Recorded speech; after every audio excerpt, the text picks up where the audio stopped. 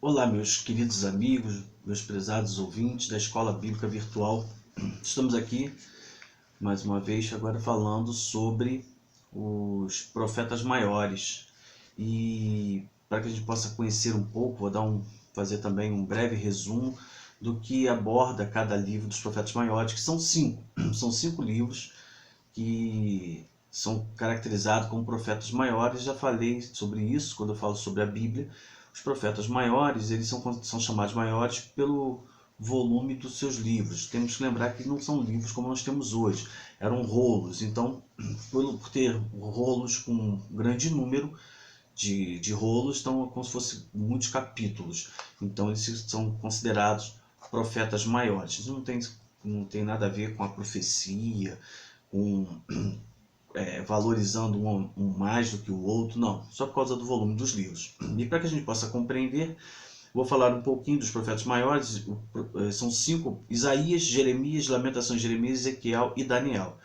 O livro de Isaías, ele vai falar um pouco da sua vida no início, fala até um pouco antes, mostrando como foi, e ele começa de uma forma diferente, porque o seu chamado aparece no capítulo 6. Então, é para entender o porquê que Deus o chama, vem as profecias do que está acontecendo com o povo de Israel e o seu chamado. Ele fica fazendo parte de 2 Reis, entre o capítulo 15 e o capítulo 20, e aí Isaías vai profetizar na época que a Síria está oprimindo o reino do norte, Israel, e também vai começar a oprimir o reino do sul, Judá.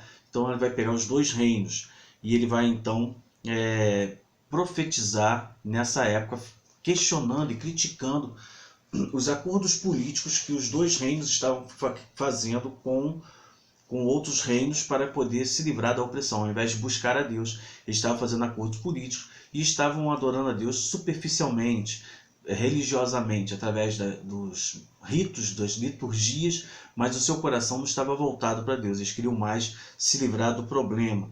Então, o livro de Isaías vai falar sobre isso e vai apresentar os reinos que estavam aparecendo, querendo ajudar. Então, vem as profecias também contra esses reinos.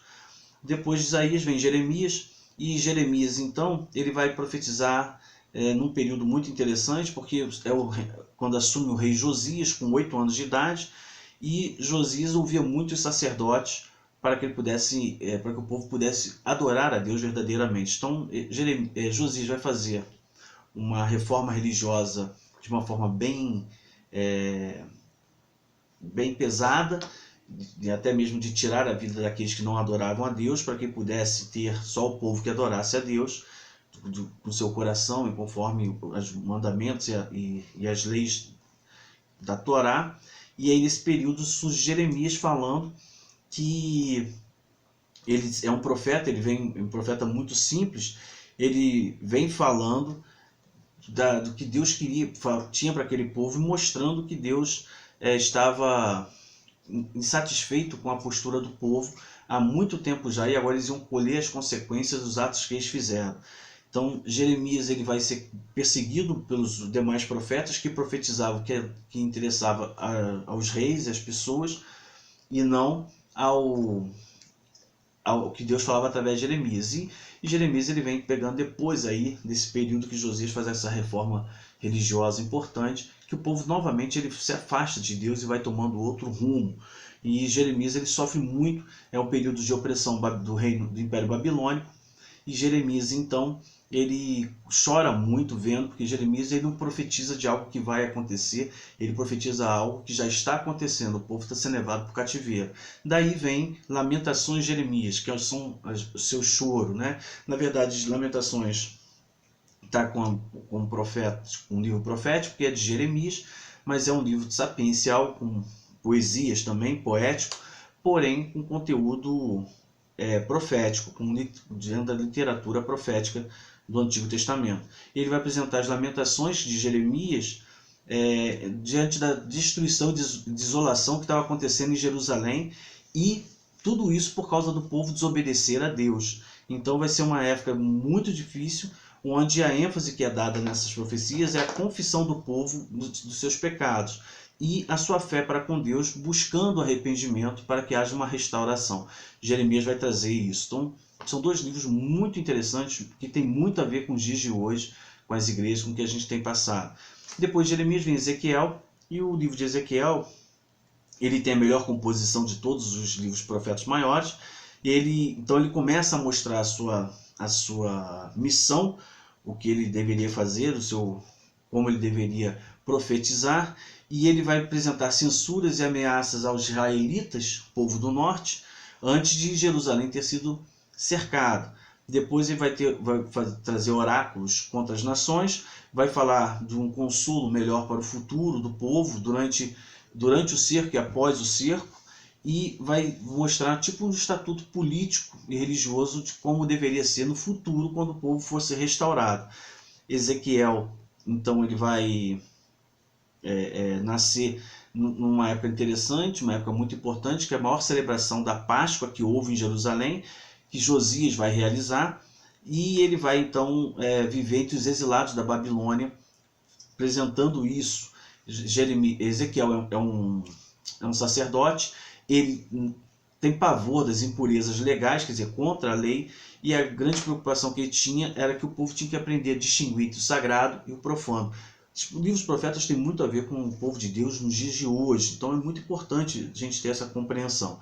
E Daniel já vem dentro do cativeiro, a gente conhece bem a história de Daniel na cova dos leões, seus amigos na fornalha de fogo ardente, então a gente conhece isso. Daniel ele vai trabalhar entre os exilados judeus, vai ser como um dos jovens que vai se destacar. Entre tantos jovens, só 4 se destacaram. Desses 4, só Daniel é chamado para ser profeta, e ele vai profetizar durante a dinastia babilônica, Medo-Persa. Dinastia persa é quando vem Ciro, e Ciro então vai permitir a restauração do templo e vai começar a permitir com que o povo volte a buscar a Deus. E é muito importante esse período. Daniel pega essas duas partes aí. Ele vai crescer no Reino do Sul, de Judá, enquanto estava ali na época de Josias, então ele pega aquela adoração a Deus, né, como deveria ser, e vai ser levado para o cativeiro, mas continua com esses princípios que vão fazer a diferença. A gente conhece a história de que Daniel orava 3 vezes por dia, sempre no mesmo horário, em cima do terraço, voltado para Jerusalém, cumprindo assim as liturgias legais da Torá. E o livro de Daniel vai envolver aí os reinos de Nabucodonosor, Nabido, Belsazar e Ciro. Ele vai ter muitas profecias que são consideradas até escatológicas, do fim do mundo ou apocalípticas. Então vai ter muitas, e muitas vão se relacionar com o livro de Apocalipse. É muito importante o livro de Daniel para entender, porque Apocalipse utiliza muita figura que Daniel apresenta e que o povo judeu compreendia.